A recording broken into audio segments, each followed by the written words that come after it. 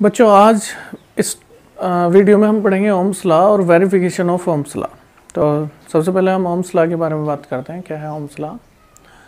देखिए Ohm's law क्या है। According to Ohm's law, if physical condition of a conductor wire remain unchanged, then ratio of potential difference between ends of wire to flowing current remains constant.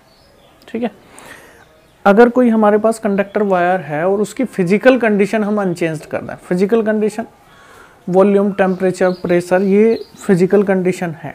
ठीक है, तो if physical condition of a conductor wire remain unchanged, then ratio of potential difference between ends of wire to flowing current remain constant. क्या होगा? Constant होगा। This is called resistance of wire, और ये क्या कहलावा है? Resistance of wire. Another words में हम कह सकते हैं कि physical condition of wire remain unchange, then its resistance will be constant. उसका रेजिस्टेंस क्या होगा? कांस्टेंट होगा। ठीक है, तो इसका मतलब क्या है कि जो हमारा रेशो है V upon I equal to constant है। क्या है? कांस्टेंट है। This is Ohm's law. ये क्या है? Ohm's law. तो एक बार फिर से अपने माइंड में सेट कर लीजिए ओम्स लॉ क्या है। According to Ohm's law, if physical condition, कैसी कंडीशन? Physical condition. और फिजिकल कंडीशन क्या है? टेम्परेचर, वॉल्यूम और प्रेशर क्या है? किसी भी कंडक्टर की या किसी भी बॉडी की क्या है? फिजिकल कंडीशन है। If physical condition of a conductor wire remain unchanged, मतलब चेंज ना हो, then ratio of potential difference between ends of wire to flowing current remain constant. क्या होगा? कांस्टेंट होगा। ठीक, तो V upon I equal to constant. ठीक है, अब इसका वेरिफिकेशन हम करते हैं, वेरीफाई से हम करते हैं। ये मैंने कोई कंडक्टर वायर ले लिया बच्चों। This is a conductor wire of cross section area A and length L। Length L। Let N be the number of unit volume of conductor and Vd is the drift velocity of electron। Vd is the drift velocity of electron। देख लीजिए, एक मैंने क्या मान लिया, एक wire है, उसका क्रॉस सेक्शन एरिया कितना है A, उसके यूनिट वॉल्यूम में कितने इलेक्ट्रॉन है N, उसके इलेक्ट्रॉन की ड्रिफ्ट वेलोसिटी कितनी है Vd, और वायर की लेंथ कितनी है L है। ठीक है, तो according to diagram and conductor wire of cross section area A and length L, and let N be the number of free electron in unit volume of wire, and Vd is the drift velocity of free electron। Vd क्या है? Drift velocity है। अब बच्चों हमने पढ़ा था relation between current and drift velocity, I equal to N e v d. I equal to N e v d, where n is the number of electron. Small capital कुछ भी लिखेंगे। ठीक है, अच्छा इसके साथ साथ हमें और थोड़ी सी हमें बात यहाँ पर रिमाइंड करनी पड़ेगी। हमने पढ़ा electric field intensity equal to F upon Q. Electric field intensity equal to F upon Q, और electric field intensity equal to V upon L भी हमने पढ़ा है, where V is potential difference and L is length. ठीक है, और एक formula हमने पढ़ा है F इक्वल टू M में। क्या पढ़ा? F इक्वल टू, ये फॉर्मूले में इसमें यूज करने वाला हूँ इसके वेरिफिकेशन में। तो आप इसे इसके वेरिफिकेशन से पहले इन सबको अपने माइंड में सेट कर लो। करंट I इक्वल टू क्या है? NeVDA, where N is number of electron, E is charge of electron, Vd is drift velocity of electron, and A is cross section area of wire. E equal to F upon Q, where E is electric field intensity, F is force and Q is charge, equal to V upon L, where V is potential difference and L is length। F equal to M में M mass, A acceleration और F force। ठीक है, इन फॉर्मूले के base पे ही हमारा Ohm's law proof होगा। ठीक है, तो अब यहीं से लोड करते हैं अपने ओम्स लॉ पे। तो हम वेरीफाई कर रहे थे, मैंने क्या मान लिया, एक वायर है, वायर का क्रॉस सेक्शन एरिया कितना है A, उसकी लेंथ कितनी है L, उसमें नंबर यूनिट वॉल्यूम में नंबर ऑफ इलेक्ट्रॉन कितने हैं N, और इलेक्ट्रॉन की ड्रिफ्ट वेलोसिटी कितनी है Vd। अब हमें क्या पता है? I equal to N e v d a, but I equal to NeVDA, where N is the number of free electron in unit volume of wire। ठीक है, हमें पता है I इक्वल टू NeVd है, हमने फर्स्ट इक्वेशन हमने मान ली। अब बच्चों सबसे पहले अपना टारगेट देखते हैं, हमें प्रूफ क्या करना है। प्रूफ करना है V upon I equal to constant, V upon I constant है, ये हमें प्रूफ करना है। अब मुझे क्या होना, मेरे पास क्या होना चाहिए, V और I होना चाहिए। अब यहाँ देखिए I मेरे पास है लेकिन V कहीं नहीं है, ये Vd है। Vd क्या है, drift velocity, it is not V क्या है, पोटेंशियल। ठीक है, तो मुझे पोटेंशियल डिफरेंस चाहिए। पोटेंशियल डिफरेंस के लिए मेरे पास फॉर्मूला है E equal to we upon l, equal to we upon l. तो मैं इसका यूज करता हूं, but E equal to we upon L. ठीक है, अब हमें दूसरा फॉर्मूला E का पता है, E equal to f upon q. Then अच्छा, एफ अपॉन क्यू। अब यहाँ हम जो बात कर रहे हैं फ्री इलेक्ट्रॉन की कर रहे हैं, और फ्री इलेक्ट्रॉन का चार्ज कितना, हमने कितना फ्री इलेक्ट्रॉन का चार्ज होता है, ई। तो मैं क्यू के प्लेस पे क्या पुट कर दूं, ई, एफ अपॉन ई।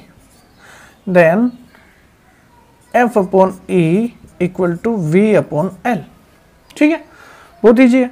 अब क्या कर रहा हूं बच्चों, मैं ई को क्रॉस मल्टीप्लाई कर रहा हूं, एफ की वैल्यू निकालता हूं।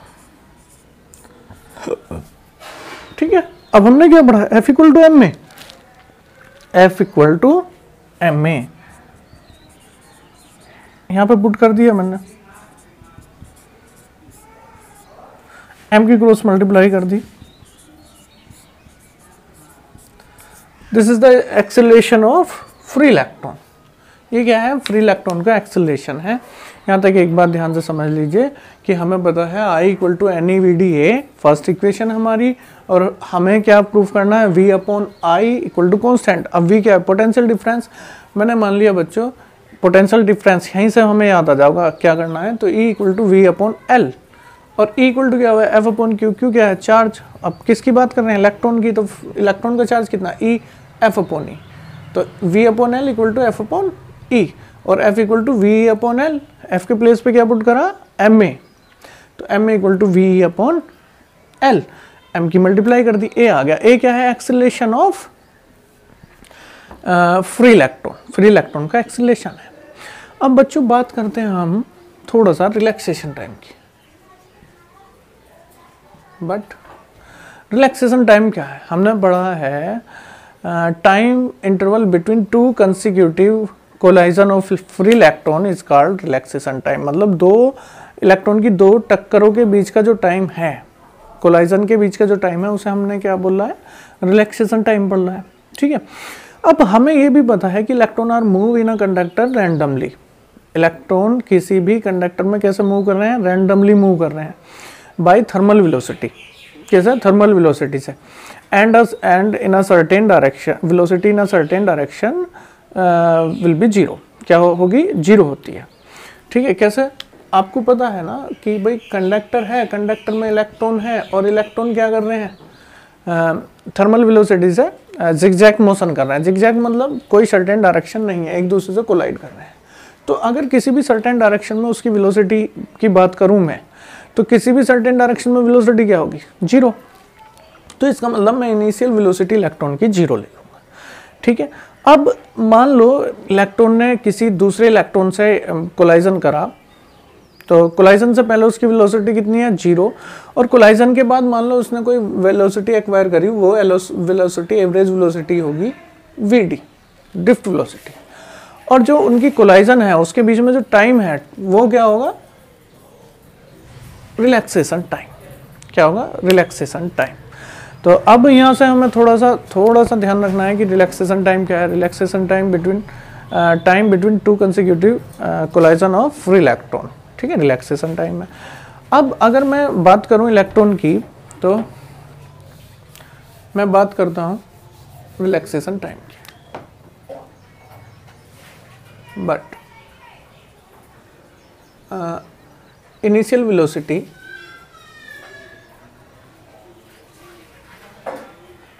of free electron is zero, but after collision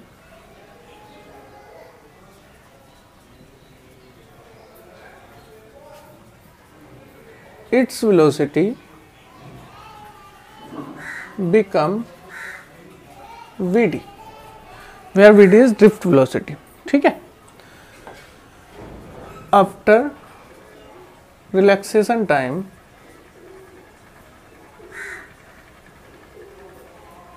to, relaxation time tau. ठीक है, मतलब कि किसी कंडक्टर में इलेक्ट्रॉन जो एक दूसरे से कोलाइजन कर रहे हैं, हम उनकी बात कर रहे हैं, और जब इलेक्ट्रॉन कोलाइड करेंगे तो उनके बीच में कितना टाइम लगेगा. टो, कोलाइजन से पहले वेलोसिटी कितनी होगी 0, कोलाइजन के बाद वेलोसिटी कितनी होगी Vd, Vd is called drift velocity. ठीक है, अब मैं क्या कर रहा हूँ बच्चों, फर्स्ट इक्वेशन लगा रहा हूँ मोशन की, by first equation of motion.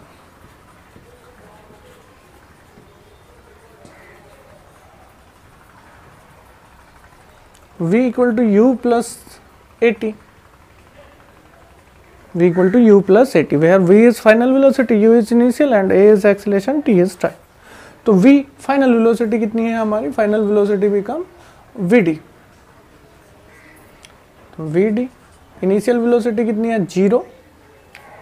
ठीक है, और एक्सेलेरेशन कितना है, एक्सेलेरेशन है हमारा, अभी बाद में रखेंगे, और टाइम कितना है टो, रिलैक्सेशन टाइम. अब एक्सेलेरेशन की वैल्यू यहाँ से मैं पुट कर देता हूँ. ठीक है, तो Vd equal to a ve tau, a की वैल्यू देखो ve upon ml upon ml. we have value of drift velocity and now we put this value in equation first. अब ये सारा जो हमने करा है, ध्यान से देखिए, Vd की वैल्यू जो है उसमें ve टो अपॉन ml है, मतलब v हम ले आए हैं. अब ये Vd की वैल्यू जब मैं यहाँ पुट करूंगा तो इसमें v होगा और i होगा. अब मुझे क्या करना, v अपॉन i, और उस पर हम फिर बात करेंगे कि वो कांस्टेंट होगा या नहीं होगा. तो मतलब मुझे करना था v अपॉन i, इसलिए मैंने ये सब करा है, जिससे मेरे पास क्या आ गया, v आ गया. ठीक है, तो यहाँ तक एक बार फिर से मैं रिवाइज करता हूँ, ध्यान से देखिए. आपको पता है करंट I इक्वल टू क्या होगा, NEVDA, I equal to NEVDA. अब आपको करना था v अपॉन आई, और आपके पास v है नहीं, तो आपने E equal to we upon l रखा. ठीक है, आप जानते हैं E equal to f upon Q, और Q क्या है, चार्ज. फ्री इलेक्ट्रॉन की बात हो रही है तो फ्री इलेक्ट्रॉन का चार्ज होगा E, तो एफ अपॉन ई, यहाँ पे एफ अपॉन ई पुट करा, और यहाँ से F equal to V E upon L. F equal to कितना पुट करा, M A, M equal to V E upon L, और एम की मल्टीप्लाई कर दी, तो A equal to V E upon M L. अब हमारे पास ये क्या आया है, एक्सीलरेशन आया है, किसका, फ्री इलेक्ट्रॉन का. अब हम फ्री इलेक्ट्रॉन की बात करेंगे, तो फ्री इलेक्ट्रॉन किसी भी कंडक्टर में रैंडमली मूव करते हैं, और उनकी किसी भी सर्टेन डायरेक्शन में वेलोसिटी होती है 0. ठीक है, लेकिन जब हम उस पर कोई पोटेंशियल, एक्सटर्नल पोटेंशियल प्रोड्यूस करेंगे कंडक्टर पर, तो सभी इलेक्ट्रॉन एक सर्टेन डायरेक्शन में ड्रिफ्ट वेलोसिटी के साथ मूव करेंगे. ठीक है, जिससे करंट फ्लो होगी. अब मैंने मान लिया कि किसी कंडक्टर के अंदर जो इलेक्ट्रॉन एक दूसरे से कोलाइज कर रहे हैं, तो कोलाइजन से पहले उसकी वेलोसिटी है 0, और कोलाइजन के बाद उसकी वेलोसिटी है Vd, और कोलाइजन में जो टाइम लगा है वो लगा है टो. टो क्या है, रिलैक्सेशन टाइम. अब मैंने फर्स्ट इक्वेशन लगाई v equal to u plus at. अब कोलाइजन से पहले इनिशियल वेलोसिटी कितनी थी, 0. ठीक है, ए टाइम कितना लगा, टो, रिलैक्सेशन टाइम. अब ए की वैल्यू उठा के मैंने यहाँ पे रख दी. अब मेरे पास Vd की वैल्यू आ गई. Vd की वैल्यू कहाँ रख देता हूँ, इक्वेशन फर्स्ट में. ठीक है, from equation first I equal to N E Vd. Vd की वैल्यू पुट कर रहा हूँ बच्चों, ve tau upon ml into A. ठीक है, तो मेरे पास I आ गया. अब मुझे करना क्या था, देखो हमें क्या करना था, v अपॉन आई करना था. तो देखो मैं क्या कर रहा हूँ, I को अपॉन में लेके जा रहा हूँ, v अपॉन आई, तो ml क्रॉस मल्टीप्लाई करूंगा तो ऊपर आएगा n E square tau a upon में आएगा. पहले मैंने इसे ऐसे लिखा, n E square tau a upon M l. ठीक है, मल्टीप्लाई करी e square tau a, v को सेपरेट कर दिया. अब मैं वी अपॉन आई कर रहा हूं बच्चों, V upon I M L upon N E square tau A. Equation second मान लेते, थर्ड, सॉरी इक्वेशन थर्ड. तो v अपॉन आई हमारे पास आ गया ml upon N square tau A. अब m क्या है, मास ऑफ वायर, l क्या है, लेंथ ऑफ वायर, n क्या है, number of electron in unit volume, e क्या है, चार्ज ऑफ इलेक्ट्रॉन, टो क्या है, रिलैक्सेशन टाइम, a क्या है, क्रॉस सेक्शन एरिया. ठीक, तो ये सब अगर आप ध्यान से देखेंगे तो ये सब फिजिकल कंडीशन है वायर की। क्या है? Physical condition. अगर आप वायर का वॉल्यूम चेंज नहीं करते, कांस्टेंट रखते हैं, तो क्या एरिया और लेंथ चेंज होगी? नहीं होगी, बिल्कुल नहीं होगा। क्या मास चेंज होगा? नहीं होगा। तो if volume is constant then m l a also constant. क्या होंगे? कांस्टेंट होंगे। When pressure is temperature is constant, जब टेम्परेचर कांस्टेंट होगा तो number of free electron and relaxation time also constant. क्यों? देखो कोई भी कंडक्टर है, अगर हम उसका टेम्परेचर इंक्रीज करेंगे तो उसमें कोवैलेंट बॉन्ड ब्रेक होंगे जिनसे इलेक्ट्रॉन फ्री होंगे, तो number of free electron increase होंगे। और अगर हम उसका टेम्परेचर चेंज नहीं कर रहे हैं तो नंबर ऑफ फ्री इलेक्ट्रॉन पर कोई इफेक्ट नहीं पड़ेगा, कांस्टेंट होगा। समझिए कि अगर किसी भी कंडक्टर का आप क्या इंक्रीज करोगे? टेम्परेचर इंक्रीज करोगे, तो उसमें क्या ब्रेक होंगे? कोवैलेंट बॉन्ड ब्रेक होंगे जिनसे क्या फ्री होंगे? इलेक्ट्रॉन फ्री होंगे, तो number of free electron increase होंगे। अब अगर आप कांस्टेंट रखोगे टेम्परेचर को तो number of free electron will be constant. क्या होंगे? कांस्टेंट होंगे। अब रिलैक्सेशन टाइम की बात करते हैं। अगर आप टेम्परेचर बढ़ाओगे कंडक्टर का तो इलेक्ट्रॉन को क्या मिलेगी? एनर्जी मिलेगी, जिससे वो उसकी स्पीड बढ़ेगी और वो जल्दी जल्दी क्या करेगा? कोलाइड करेगा, एक दूसरे से जल्दी जल्दी टकराएंगे। ठीक है, टेम्परेचर इंक्रीज करेंगे तो। लेकिन अगर टेम्परेचर इंक्रीज नहीं करेंगे तो relaxation time will be constant. क्या होगा? कांस्टेंट। तो आप ई आल्सो कांस्टेंट, ई तो कांस्टेंट है ही। तो आप देख रहे हैं कि अगर हम वॉल्यूम चेंज नहीं करते तो m L upon a, m l and a are constant, and if temperature remain constant so then n and tau also constant. So we can say if physical condition of conductor wire remain unchanged then V upon I constant. V upon I क्या होगा? constant होगा। तो यही क्या है? हमारा Ohm's law है। Ohm's law क्या कहता है कि if physical condition of a conductor wire remain unchanged then ratio of potential difference between ends of wire to flowing current remains constant। मतलब V upon I क्या होगा? constant होगा, या आप लिख सकते हैं V proportional to I। ठीक है, तो V upon I क्या होगा? constant होगा। ठीक है, अब इसका एक बार फिर से मैं क्विक रिवाइज करता हूँ, आप ध्यान से देखिए।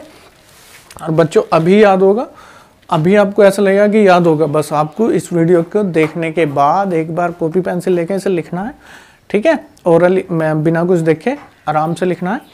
ठीक है, तो आप पाओगे कि आपके याद हो गया। ठीक, ये काम आपको करना है। दोबारा से मैं रिपीट करता हूँ। According to diagram, a wire of length L and cross section area A, let n is the number and be the number of free electron in unit volume of wire and Vd is the drift velocity of electron. Then we know that I equal to NeVDA. I equal to NeVDA, where n is the number of free electron, E is the charge of electron, Vd is the drift velocity and A is the cross section area. ठीक है, अब यहाँ देखते हैं हमें क्या proof करना है? V upon I। तो V मेरे पास नहीं है तो E equal to electric field equal to E equal to V upon L। V potential difference, L length है वायर की। ठीक है, अब but we know that E equal to F upon Q, where Q is charge और charge of free electron is E। तो F upon E, V upon L equal to F upon E, then F equal to VE upon L, but F equal to MA, A equal to VE upon M, M की multiply कर दी। ठीक है, मेरे पास acceleration आ गया। अब हम क्या करते हैं? We know that initial velocity of free electron before collision is 0 and after collision it become Vd, which is called drift velocity, and the time between collision is tau. Then we use first equation of motion, V equal to U plus AT. V is final velocity Vd, U is initial velocity which is 0, T is relaxation time which is tau. Then we put value of A equal to VE upon L, VE tau upon M. ठीक है, now this value put in equation first, I equal to NE VD replaced by VE tau upon ML into A, E into E square, tau A upon ML. Now we have V upon I, ML upon NE square tau A. Then we can say if physical condition of wire or conductor wire remain unchanged, then V upon I will be constant. If physical condition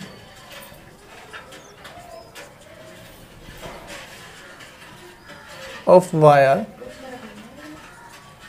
remain unchanged,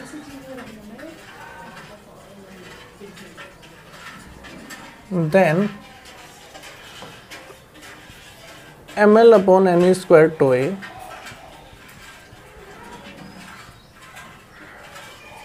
is work as constant. Is work as constant. So we can say V upon I equal to constant. This is Ohm's law. ठीक है, अब बच्चों आपको ये याद करना है और एक बार लिख के देखना है। वीडियो कैसी लगी ये आप बताओगे, अच्छी लगी तो लाइक और सब्सक्राइब तो करोगे ही, ठीक है। अब हम इसके बाद थोड़ा सा पढ़ देते हैं ohmic and non ohmic circuit, ठीक है।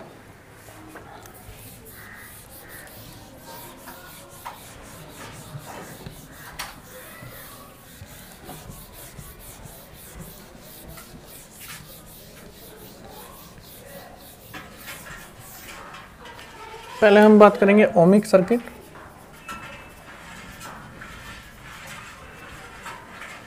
Non ohmic circuit.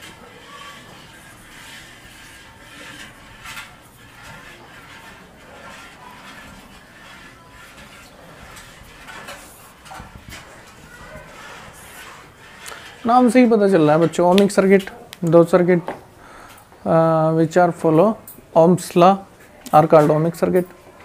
As light wire of eureka and मैग्नीन। Eureka और मैग्नीन ऐसे सब्सटेंस है बच्चों जो ओम्स लॉ को फॉलो करते हैं। ओम्स लॉ को फॉलो करने से क्या मतलब है कि अगर आप V और I के बीच में ग्राफ प्लॉट करोगे तो वो एक स्ट्रेट लाइन होगी। कैसी लाइन होगी? स्ट्रेट लाइन होगी, ठीक है। तो ओमिक कंडक्टर क्या है, ओमिक सर्किट क्या है?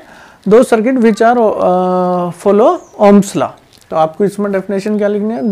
दो circuit which are follow Ohm's law are called ohmic circuit as like wire of eureka और मैग्नीन, ठीक है।